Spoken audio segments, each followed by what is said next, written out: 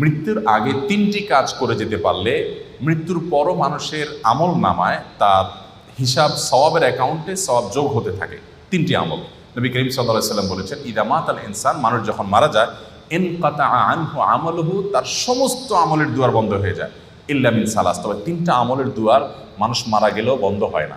Number 1, কোনো মানুষ যখন মারা যায়, যদি সে কোনো উপকারী ইলিম রেখে যেতে পারে, উপকারী জ্ঞান রেখে যেতে পারে। একজন মানুষকে কোনো একটা কিছু আপনি শেখালেন, কাউকে শিখতে সহযোগিতা করলেন, উদ্যোগী হলেন, তাকে শিক্ষা দিলেন, জ্ঞান দিলেন, সে আপনার শিক্ষা থেকে শিক্ষিত হয়ে, আপনার ইলম থেকে উপকৃত হয়ে সে তার জীবনকে আলোকিত করলো, অন্যদেরকে আলোকিত করলো।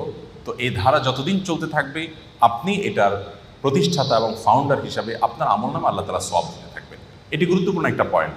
সেটি জাগতিক কোনো উপকারী শিক্ষা হতে পারে, আবার দ্বীনি এবং ধর্মীয় শিক্ষা হতে পারে। আপনি একটি দোয়া জানলেন, আপনি একটা আমল জানলেন, সেটি আরেকজনকে শেখালেন, তিনি আরেকজনকে শেখালেন। তো এই পরম্পরা যতদিন চলতে থাকে ততদিন পর্যন্ত মানুষের মৃত্যুর পরও তার আমল নামে সওয়াব যুক্ত হতে থাকে। নাম্বার 2, সাদকায়ে জারিয়া। সাদকায়ে জারিয়া বলা হয় ওই দান, যে দানের উপকারিতাটা লং টাইম পর্যন্ত চলতে থাকে।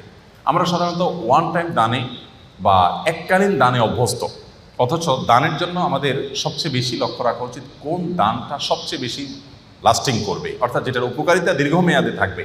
ধরুন আপনি একজন গরিবকে 200 টাকা দিয়ে দিলেন, 500 টাকা দিয়ে দিলেন, এর চেয়ে উত্তম তার জন্য এমন একটা ব্যবস্থা করে দিন যে সেখান থেকে দীর্ঘমেয়াদে তার উপকারিতা সে পেতে থাকবে। আপনি একটা বৃক্ষরোপণ করলেন, বৃক্ষরোপণ করা সেটা আপনার নিজের বাড়ির ছাদে হতে পারে, আপনার ব্যালকনিতে, বারান্দায় হতে পারে। আপনি একটা গাছ লাগালেন, একেবারেই জাগতিক একটা বিষয়। এই গাছের অক্সিজেন আপনি ভোগ করবেন, এর ফল ফসল আপনি ভোগ করবেন, বাট আপনি নিয়তটা যদি এটা করেন, নবী করিম সাল্লাল্লাহু আলাইহি সাল্লাম সাদকায়ে জারিয়া হিসাবে গাছ লাগাতে বলেছেন। তিনি বলেছেন, মা মিন মুসলিমিন ইয়াগরিসু গারসান আও ইয়াজরাউ যারআ, কোনো মুসলমান যদি কোনো গাছ লাগায়, কোনো ফসল করে, এবং সেখান থেকে যদি কোনো পশু পাখি খায়, কোনো মানুষ খায়, কোনো পোকামাকড় খায়, কোনো কীট পতঙ্গ খায়, তাহলে তার সওয়াব পাবে। এটি সাদকায়ে জারিয়া, যে আমি মরে যাব কিন্তু আমার গাছের এই সওয়াব আমার আমলনামায় যুক্ত হতে থাকবে।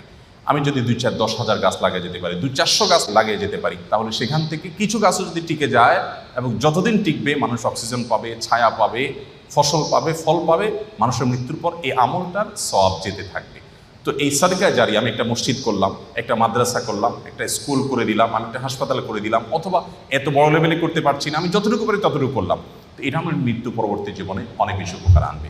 নাম্বার 3, নেক সন্তান। সবচেয়ে বড় পয়েন্ট এটি যে আমাদের সন্তানদেরকে যদি আমরা আল্লাহমুখী করে যেতে পারি, আল্লাহর সাথে পরিচয় করে দিয়ে যেতে পারি, কোরআন এবং হাদিসের সাথে তাদের রিলেশন করে দিয়ে যেতে পারি, এই সন্তান যখন দোয়া করবে মৃত্যু পরবর্তী জীবনে সেটা উপকারে আসবে। নবী করিম সাল্লাল্লাহু আলাইহি ওয়াসাল্লাম বলেছেন, একজন জান্নাতীকে আল্লাহ তাআলা তার জান্নাতে যে স্টেজে তিনি আছেন, যে স্তরে আছেন, যে লেভেলে আছেন, সেখান থেকে হঠাৎ করে অনেক উপরে উঠাই দিবেন।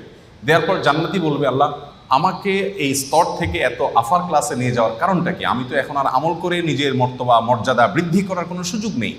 তখন আল্লাহ তাআলা বলবেন, তুমি পৃথিবীতে যে সন্তান রেখে আসছো, সে তোমার জন্য যে দোয়া করেছে, তার প্রতিটি দোয়ার ফলশ্রুতিতে তোমার মর্যাদা এখানে বৃদ্ধি হচ্ছে। এই জন্য মানুষের নেক সন্তান বা সুসন্তান রেখে যেতে পারলে, তারা যদি মা বাবার জন্য দোয়া করে, সেটা অনেক বেশি উপকার আসে। আমরা আজকাল আমাদের মৃত আত্মীয় স্বজনের জন্য অন্যদের কাছে দোয়া চাই। অন্যদের কাছে দোয়া চাওয়া নিষেধ নয়, সেটা চাওয়া যেতে পারে, কিন্তু সবচেয়ে বড় কথা হলো সন্তান এবং পরিবারের সদস্যরা তারা দোয়া করবেন, এবং তাদের দোয়াতে যে নিষ্ঠা থাকবে, তাদের দোয়াতে যে ঐকান্তিকতা থাকবে, যে আন্তরিকতা থাকবে, সেটি অন্য 10 জনের দোয়াতে কখনোই আসবে না। সেই জায়গা থেকে আমাদের চেষ্টা করা উচিত। আমি সর্বশেষ যে পয়েন্টে কথা বলতে চাই খুব সংক্ষেপে, সেটি হলো আমাদের অনেক প্রিয়জনকে আমরা হারিয়েছি। তাদের মৃত্যুর পর আমরা জীবিতরা তাদের জন্য কি করতে পারি? নাম্বার 1, সবচেয়ে বড় করণীয় হলো তাদের জন্য আল্লাহর কাছে দোয়া করা। আল্লাহ রাব্বুল আলামিনের কাছে মৃত ব্যক্তির জন্য জীবিত ব্যক্তির দোয়া অনেক বেশি উপকারী। আমরা তাদের অন্য কোনো উপকার করতে পারবো না, শুধু দোয়া করতে পারবো। আর দোয়াটা এত ইফেক্টিভ যে আমার মৃত মা বাবা আত্মীয় স্বজন যেই হন না কেন, তার জন্য যদি আমি চোখের পানি ফেলে একান্তে আল্লাহর সাথে একটু কথা বলি, আল্লাহ আমার বাবাকে, আমার মাকে, অমুককে বা তমুককে আপনি মাফ করে দিন, তার ভুল ত্রুটি ক্ষমা করে দিন, তিনি মানুষ ছিলেন, অনেক ভুল ত্রুটি নিশ্চয়ই হয়েছে, আপনি ক্ষমা করুন। আল্লাহ তাআলার কাছে এই জিনিসটা অনেক বেশি প্রিয়। তো আমরা মৃত ব্যক্তির জন্য দোয়া করব। এই জন্য আপনি খুব গুছিয়ে কিছু বলতে পারছেন না, আপনি শুধু চোখের পানি ফেলতে জানেন, মনে মনে আল্লাহর কাছে চাওয়াটা পেশ করেন। আপনি আপনার বাবার, আপনার মায়ের, আপনার আত্মীয় স্বজনের জন্য মাগফিরাত আশা করেন, ক্ষমা আশা করেন, নাজাত আশা করেন, মুক্তি আশা করেন, জান্নাত প্রাপ্তির নিশ্চয়তা আশা করেন। শুধু এই কথাটাকে আপনি নিবেদন করেন, দুরূদ পড়ে আল্লাহ তাআলার কাছে দোয়াটা নিবেদন করেন, ইনশাআল্লাহ আল্লাহ তাআলা দোয়া কবুল করবেন। আল্লাহ তাআলা কোরআনে ঘোষণা দিয়েছেন, তোমরা দোয়া করো, আমি দোয়া কবুল করবো। অতএব মৃত ব্যক্তির জন্য দোয়া করাটা হলো সবচেয়ে প্রয়োজনীয় আমল, যেটি আমরা চলতে ফিরতে উঠতে বসতে আনুষ্ঠানিকতা ছাড়াও করতে পারি। দোয়ার জন্য কোনো আনুষ্ঠানিকতার কোনো প্রয়োজন নাই। আপনি কর্মক্ষেত্রে আছেন, হঠাৎ আপনি নিরিবিলি বসে আছেন, আপনি মনের দোয়া শুরু করে দেন। আপনি হাত তুলে দোয়া করার দরকার নেই, ওযু নাই, তাও আপনি দোয়া করতে পারেন। দোয়াটা এত সহজ একটা আমল, যার কারণে আমরা সর্বক্ষণ আমাদের মৃত ব্যক্তিদের জন্য, আত্মীয় স্বজনের দোয়া করব। নাম্বার 2, সাদাকা, যেটা একটু আগে আমি বলছিলাম, দান করা, মৃত ব্যক্তিদের তরফ থেকে দান করা। আপনি যে কোনো একটা দান করলেন, 100টা টাকা দান করলেন, দেওয়ার সময় আপনার ইন্টেনশন থাকবে আল্লাহ এই দানের যে সওয়াবটা, এটা আমার নয়, আমার বাবার অ্যাকাউন্টে, আমার মায়ের অ্যাকাউন্টে আপনি জমা করে দিবেন, তার তরফ থেকে আমি দান করলাম। এটা একটা দারুণ স্কোপ, যে তারা দান করতে পারছেন না কিন্তু আমরা তাদের হয়ে দান করতে পারছি, এটা শরীয়ত অ্যালাউ করে। এবং এক্ষেত্রেও সাদকা জারিয়া সবচেয়ে উত্তম। একজন ব্যক্তি এসে নবী করিম সাল্লাল্লাহু আলাইহি ওয়াসাল্লামের কাছে বলেছেন, ইয়া রাসূলুল্লাহ, আমার একটা কূপ আছে, পানির, সেখান থেকে পানি পান করে মানুষ উপকার হয়, আমি এটা আমার মায়ের তরফ থেকে দান করতে চাই।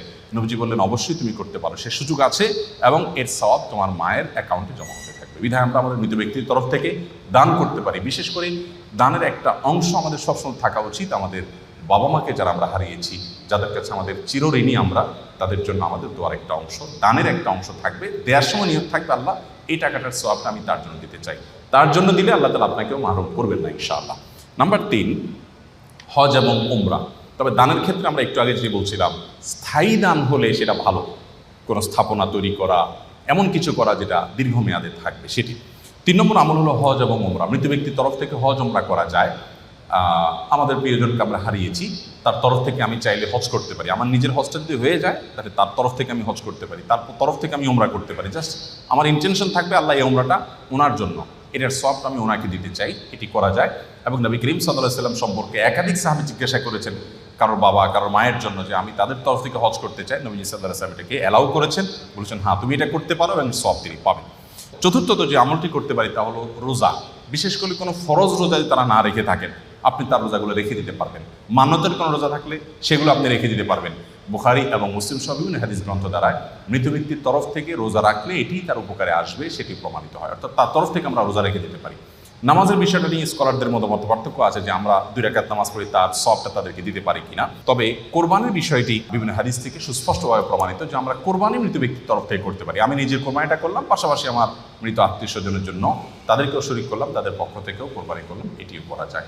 তো এই আমলগুলো মোটামুটি আমরা মৃত ব্যক্তির তরফ থেকে